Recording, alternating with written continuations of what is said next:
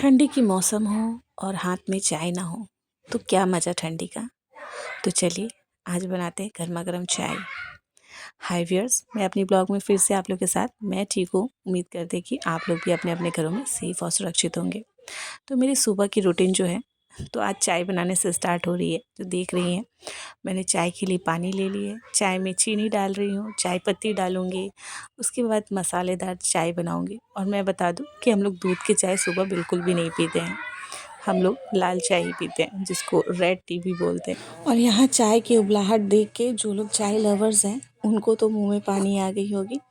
पानी तो नहीं बोल सकती, लेकिन एक नशा होती है चाय की, जो लोग चाय पीते हैं। और जो लोग रेड टी पीते हैं उनको तो देख के ज़रूर ही आई होगी। और यहाँ पे मैंने कुछ मसाले ले लिए। तो यहाँ पे एक छोटी सी अदरक की टुकड़ी, काली मिर्च और कुछ गरम मसाले जो है वो मैंने ले लिए हैं। और इसको अच्छे से कूट कर उबलता हुआ चाय में डाल दूँगी, ताकि ये भी चाय के साथ अच्छे से उबल आ जाए। उबाल पे ये भी अपनी खुशबू छोड़ दे। और ये रही, ये चाय में मैंने डाल दी। और इसको अच्छे से और भी कम आँच में मैं उबालते रहूँगी 2-3 मिनट तक, ताकि इसकी जितनी भी खुशबू है, जितनी भी फ्लेवर है, सब इस चाय में आ जाए और हमें चाय पी के बहुत ही मज़ा आए। तो ये सुबह की चाय मेरी बनकर तैयार है। तो इसमें जिस तरह उबाल आ रही है ना, उस तरह मन में हो भी रही है कि कब चाय पीऊँ, कब चाय पीऊँ। तो यहाँ चाय बनकर तैयार हो गई है और अपने हस्बैंड के लिए चाय डालकर उनको दे दूँगी, क्योंकि मेरी चाय पीने में अभी काफ़ी टाइम है। क्योंकि मैं आज सुबह-सुबह बस चाय बनाने आई हूँ, बाकी के काम मेरे बहुत सारे रुके हुए हैं। तो पहले मैं वो काम करूँगी, उसके बाद ही चाय पीऊँगी। और एक चीज़, चाय के साथ किन-किन को पूड़ी खाकर बहुत ही अच्छी लगती है। मुझे तो बहुत पसंद है कि चाय हो और साथ में पूड़ी हो। और ये पूड़ी स्टफिंग वाली पूड़ी है, सत्तू की पूड़ी।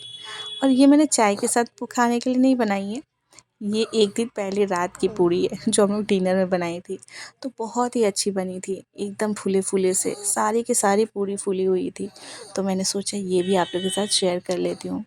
तो ये पूड़ी ना सत्तू की पूड़ी थी और इसको बनाकर ना मुझे बहुत ही अच्छी लग रही थी, क्योंकि सारी पूड़ी इतनी परफेक्ट बन रही थी, वो भी स्टफिंग वाले, एक भी कहीं से भी फटे-फटे नहीं बने थे। तो बहुत ही अच्छी लग रही थी। और एक चीज़ है, अगर आप कोई भी चीज़ दिल से और खुशी से बनाने जाओ ना, तो वो बहुत ही अच्छी बनती है। और ये स्टफिंग वाली पूड़ी जो है ना, ये मेरे हस्बैंड को बहुत पसंद है, ख़ासकर सत्तू की पूड़ी। तो ये मेरी पूड़ी ना बनकर तैयार है। देखिए कितने कड़क-कड़क और कितने फूले-फूले, और अंदर की जो स्टफिंग है ना, वो भी बहुत टेस्टी बनी हुई है। तो देखिए ये मैंने निकाल के रख दी है। तो ये गरमा-गरम पूड़ी मैंने निकाल के रख दी है। और ये डिनर में मैं पूड़ियाँ तल रही थी और मेरे हस्बैंड मेरे राशन के सामान जो थी वो सारे को अरेंज कर रहे थे, और साथ ही साथ मेरे अच्छी खासी क्लास भी ले रहे थे कि मैंने क्या क्या चीज़ें नुकसान की है, कि इसकी एक्सपायरी डेट ख़त्म हो गई है। जितनी सासू माँ वाली काम होती है ना, वो मेरे हस्बैंड करते हैं जब वो घर पे राशन लेकर आते हैं। और यही काम वो कर रहे थे चेकिंग हो अभी। रही है, मतलब सास का काम जो ना मेरा पति देव कर रहे हैं, मतलब थोड़ा सा ठीक नहीं कर रहा है कि सब ये नुकसान है वो नुकसान है। और यहाँ पे ये डिस्टर्ब कर रहा है, ये सब दाल वाल भर के रख रहे हैं इधर आओ, और मेरा क्लास ले रहे हैं कि तुम इतने ये रख रही हो, वो रख रही हो, गंदी से रख रही हो, सामान खराब कर दिया। उस डब्बा में मैंने नहीं रखा था, तुम ही रखे थे, समझे। देखिए अब तुम हो लंबे तो तुम्हारा हाथ पहुंच जाता है पीछे पीछे, इसीलिए सामने रख रहा है कि तुमको दिखाई दे। और चश्मा भी पहनना पड़ेगा ना। पीछे जो स्टॉक में रखती हूँ उसमें दाल रखती हूँ मैं, स्टॉक में जो पीछे डब्बा खिसका दिए ना।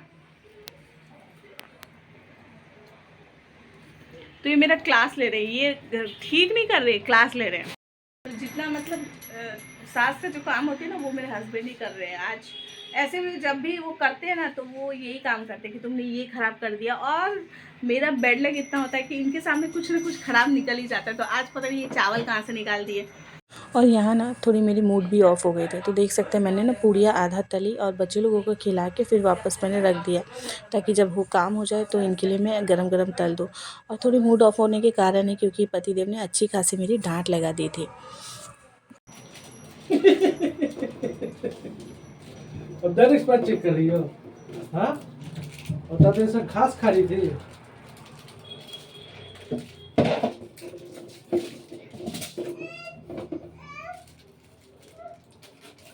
और यहाँ मेरे मूड को आप देख सकती है।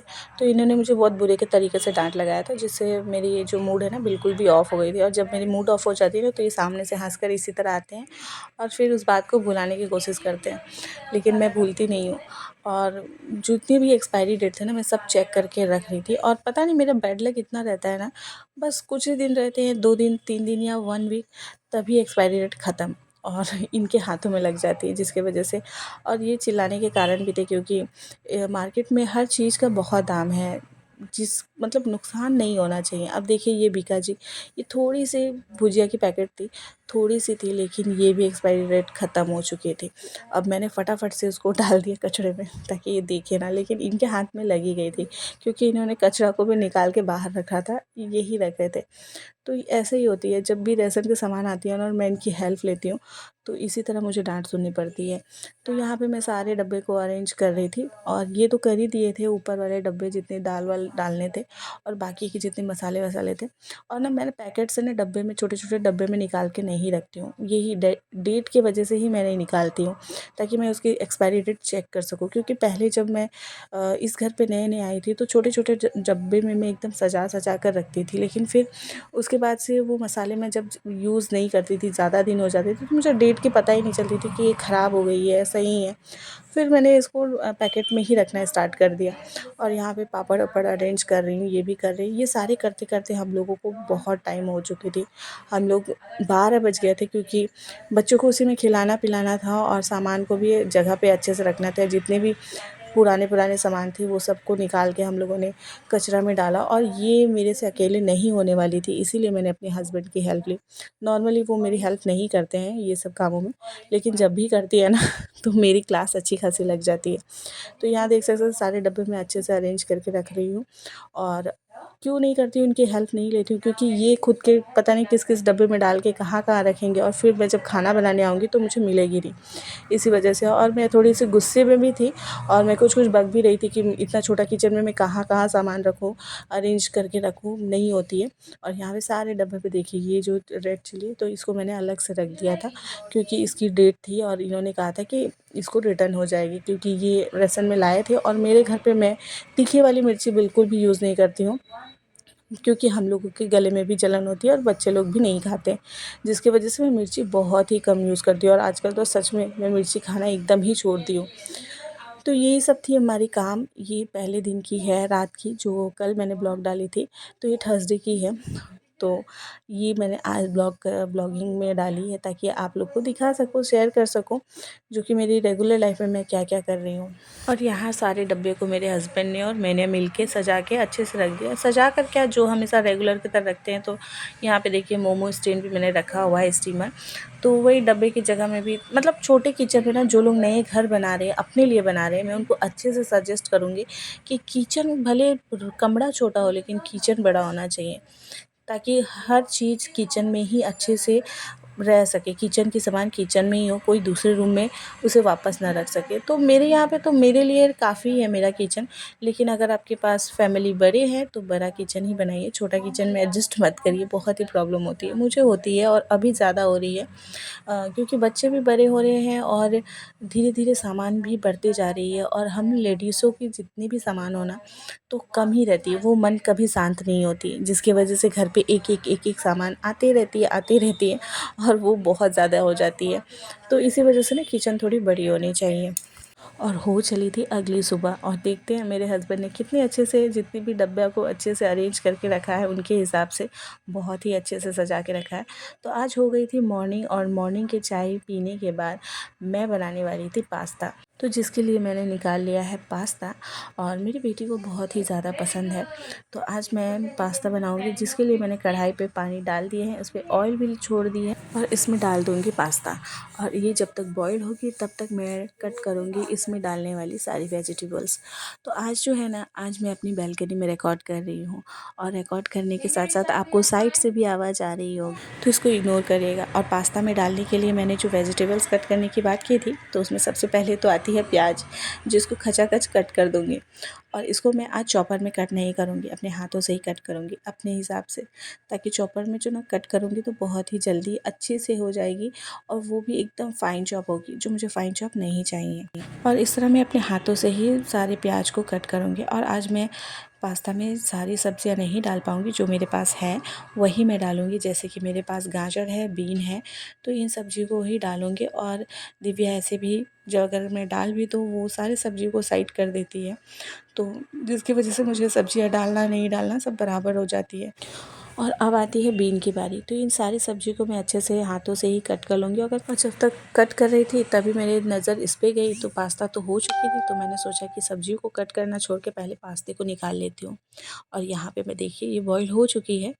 और इसके बाद मैं फिर वापस से सब्जियाँ काटने में लग गई, तो गाजर मैं फटाफट से काट लूँगी। और कढ़ाई पे मैंने ऑयल भी गर्म होने के लिए डाल दी थी तुरंत ही।